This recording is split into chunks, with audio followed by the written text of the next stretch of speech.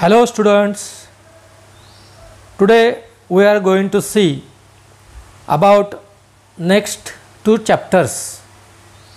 First we see in this part about the operations on numbers.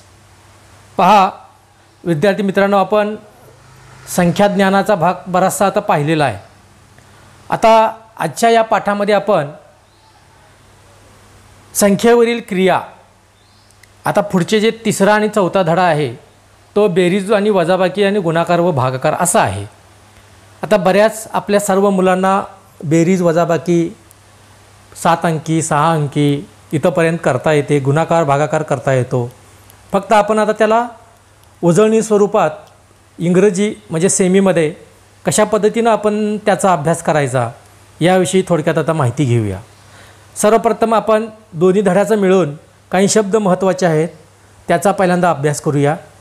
हा अभ्यास करत असताना या ठिकाणी बघा, ऑपरेशन्स ऑन नंबर्स म्हणजे संख्येवरील क्रिया. संख्येवर प्रामुख्यानं 4 क्रिया करतो आपण: बेरीज, वजाबाकी, गुणाकार आणि भागाकार. या 4 क्रिया करतो. त्यांच्यामध्ये आपण त्यांचे जे चिन्ह आहेत ते चिन्ह या पद्धतीनं आपण वापरतो त्या क्रियेला. आता त्याला आपण इंग्रजीमध्ये काय म्हणतो? बेरीजला आपण बघा ॲडिशन म्हणतो, ADDITION, ॲडिशन. मराठीमध्ये त्याला आपण मिळवणे, अधिक करणे किंवा टोटल एकूण अशा पद्धतीने शब्द वापरतो आणि बेरीज करतो. वजाबाकीला इंग्रजीमध्ये सबस्ट्रॅक्शन असं म्हणतात. आलं लक्षात? वजाबाकी. त्यानंतर गुणाकाराला इंग्रजीमध्ये मल्टिप्लिकेशन.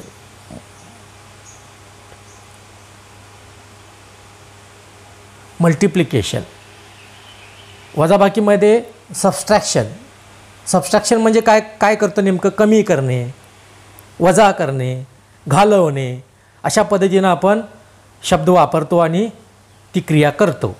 गुणाकारामध्ये पट, गुणणे या पद्धतीनं मल्टिप्लिकेशन गुणाकाराला म्हणतात. त्याच्यानंतर भागाकाराला डिवायडेशन म्हणतात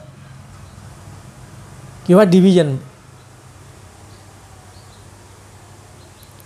डिवायडेशन, डिव्हिजन, डिवाइड, भाग करणे.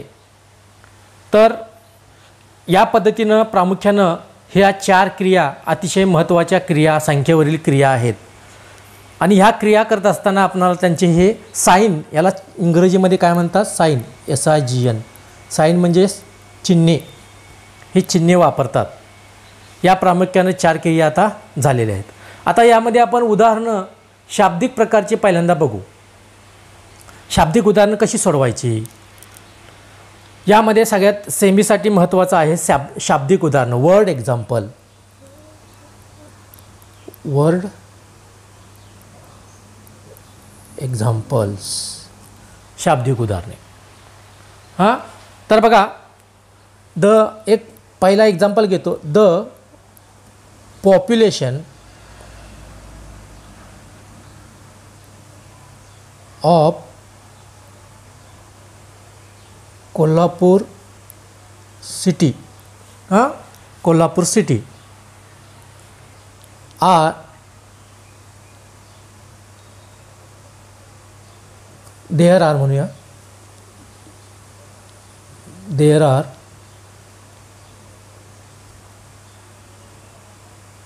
42,09,721 means and 38,23,989 are women. What are the total population of Kolhapur city? Okay, this is the word example. हे एक काय आहे? शाब्दिक उदाहरण आहे. काय शाब्दिक उदाहरण आहे बघा. The population of Kolhapur. Population म्हणजे काय? लोकसंख्या कुठलीही कोल्हापूर सिटीची. देअर आर तेथे काय आहेत? 42,09,721 पुरुष आहेत आणि 38,23,989 स्त्रिया आहेत. याचा आपण असा अर्थ लावला. आता ही क्रिया कोणती आहे? या शाब्दिक उदाहरणामध्ये जो शब्द येतो महत्त्वाचा, या प्रश्नामध्ये इथं जो शब्द येतो टोटल. टोटल म्हणजे काय? एकूण. बेरजेच्या संख्येमध्ये शाब्दिक उदाहरणामध्ये टोटल हा शब्द आला की आपण ओळखायचं की यामध्ये काय आहे? बेरीज आहे. मग आता हे शाब्दिक उदाहरण सोडवायचं कसं? ॲन्सर या पद्धतीने सोडवायचं. बघा, बेरीज करायची आहे हे आपल्या लक्षात आलं टोटल या शब्दावरून. आलं लक्षात? पहिल्यांदा मग या ठिकाणी 42,09,721 मेन. त्यानंतर त्याच्याखाली बरोबर तिकडून लिहित जायचं 9, 8, 9, 3, 2, 8, 3. एककाकडून का लिहित गेलं आपण? एकाखाली एक व्यवस्थित यावं आणि ते चुकू नये. त्यानंतर चिन्ह इथं दिलेलं आहे, बेरजेचं बेरीज करायचं आहे आणि ही माहिती आहे ही वुमेनची आहे. आणि इथं येणार टोटल आणि मग ही बेरीज करायची. 9 आणि 1 10 चा 1, नंतर 10 आणि 1 11 आजचा 1, 9 आणि 16 आणि 17 आजचा 1, 9 आणि 1 10 आणि 3 13 आजचा 1, 2 आणि 0 2 आणि हे 1 3, 8 आणि 2 10 आजचा 1, 4 आणि 3 7 आणि 1 8. झालं? ही आली टोटल लोकसंख्या. म्हणून त्याचा आन्सर लिहायचं the population of Kolhapur city